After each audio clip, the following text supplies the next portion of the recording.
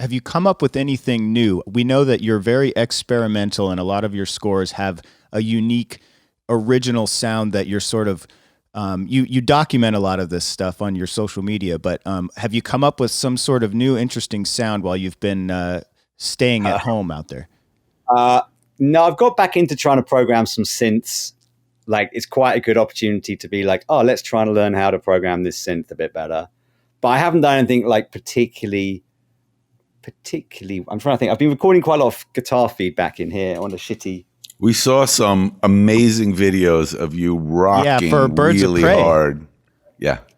So I'm doing a project at the moment that I'm sort of recording a lot of feedback for, which is quite interesting. But I don't think I've been doing anything like, I've been writing basically. I've just been doing a lot of. I'll tell you what I have bought. I bought these. These are really cool. So a friend of mine called Stephen Gallagher posted something, and these are like these tiny Korg clip mics.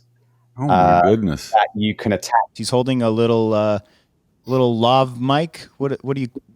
Well, they're basically for tuning for saxophones and wind instruments. And the idea is you clip it onto the horn, and it takes the vibrations and just tells you, whether you're in tune or not. But they double up. If you really crank them up, they double up as insane mics.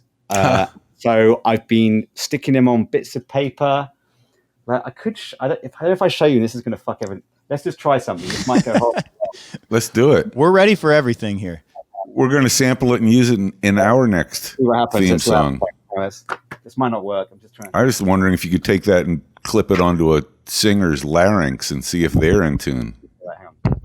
Right, let's just see him. But this is not super interesting. Let's see if I got something more interesting. Like, if you it's funky. It's like a hip hop kick drum. Like, you can get really good. So yeah, if you got like, this is just on a. So this is not sounding particularly exciting. I got to say, you need to like. You kind of hear it. See there? If I crank it up a bit more. You're not really getting it, to be honest. It's just sounding like someone hitting a pole. But when this is part of what a composer does, though, right? This is what you do. You're experimenting. Ooh, that's good.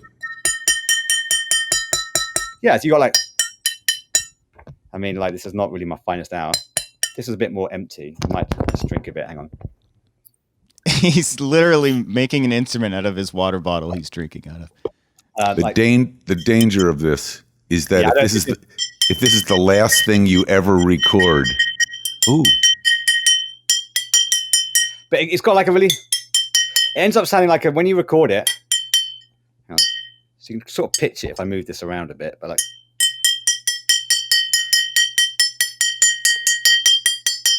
But the thing is, you've just written a great cue. That's a danger and tension cue. Yeah, I do quite a lot like that. It's what's interesting about it is it sort of really heavily compresses the sound, so it ends up sounding a bit like really early '60s, almost like kung fu movies. When you get that, and it's like insanely compressed.